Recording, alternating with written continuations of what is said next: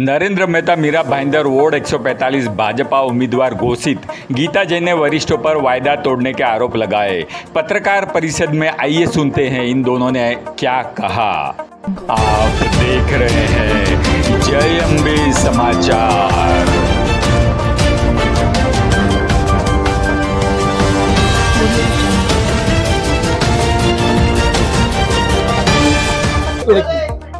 मैं सभी पत्रकार का धन्यवाद व्यक्त करता हूँ, आप यहाँ पे आए। आप सभी जानते हैं कि आज भारतीय जनता पार्टी का अधिकृत रूप से मुझे उम्मीदवार घोषित किया गया, टिकट मिला है। मैं हमारे देश के प्रधानमंत्री नरेंद्र मोदी जी, महाराष्ट्र के उप मुख्यमंत्री देवेंद्र फडणवीस जी, रविंद्र चौहान जी, बावनकुळे जी, सबका आभार व्यक्त करता हूँ जिन्होंने फिर हम पे विश्वास दिखाया और एक कार्यकर्ता को उन्होंने टिकट दी।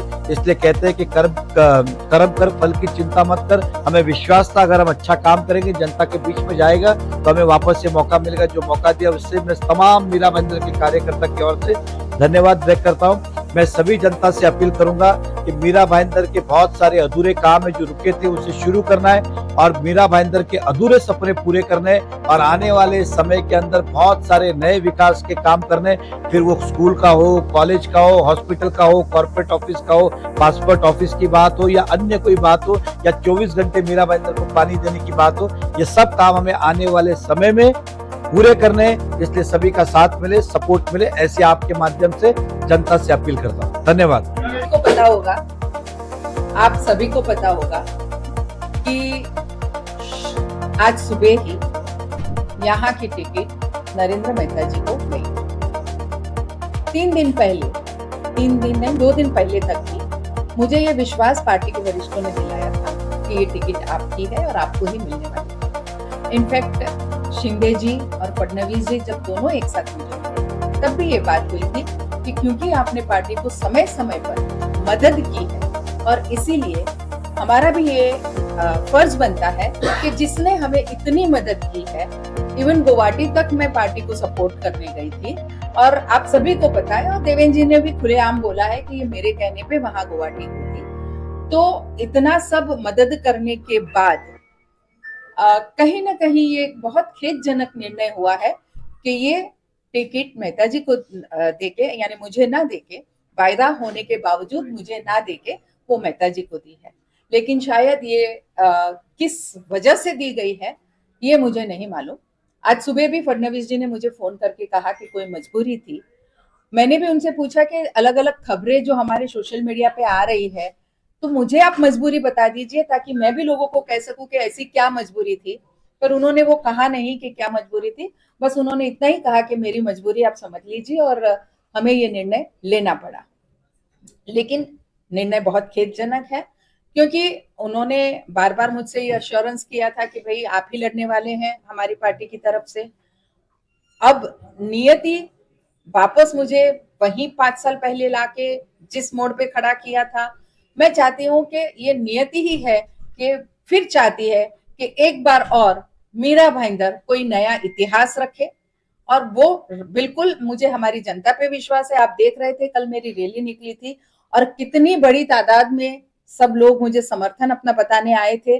बड़ा हौसला मेरा कल भी बढ़ा और बस मैं आज आप सबसे ये जरूर कहना चाहूंगी कि अब ये इलेक्शन गीता जैन, नरेंद्र मेहता वर्सेस ऐसा कुछ भी नहीं है। ये जनता का अपना इलेक्शन है। अगर यहाँ की जनता बिल्डर से लेके रिक्शा वाले तक, गृहिणी से लेके हमारे कॉलेज जाने वाले बच्चों तक, उनको लगता है कि हमें सुरक्षित रहना है, उनको लगता है कि हमारे शहर को सुरक्षित रखना है, तो निर्णय भी उनको लेना है।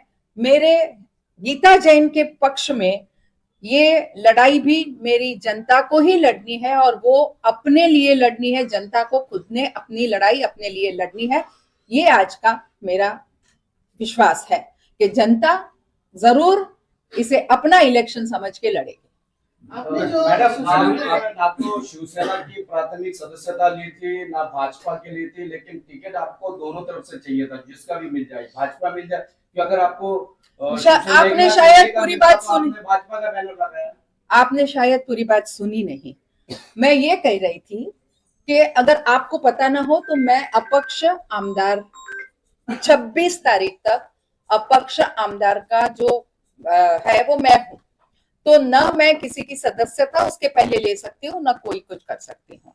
हाँ, टिकट उन्होंने बुला के मुझे वायदा किया था कि आपकी मदद के हिसाब से बिल्कुल टिकट आपको मिलनी चाहिए।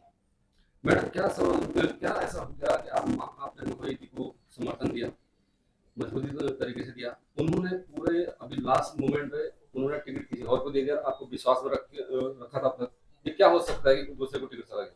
देखिए, मैंने फिर कहा कि बहुत ही खेदजनक ये निर्णय हुआ है। एक बार और भी कही कि उन्होंने कहा कि ये मेरी मजबूरी थी।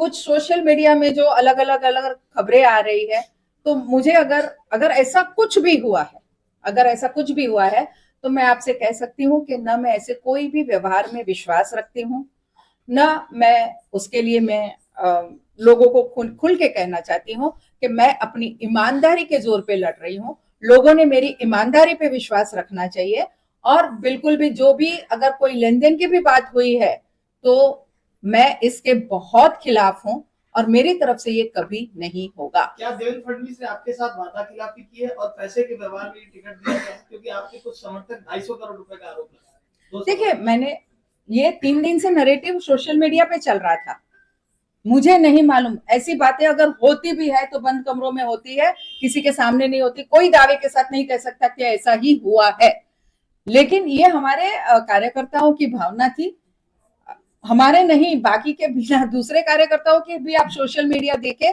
तो यही भावना उनकी रही है। लेकिन मैं फिर भी कहूंगी कि जो भी निर्णय हुआ वो बहुत खेदजनक निर्णय हुआ है। क्या आपके साथ वादा खिलाफी किया देवेंद्र फडणवीस ने? तीसरी बार ऐसा हो चुका है, आप उनके आप- कहने पे बोल सकते हैं ऐसा ही हुआ। मैडम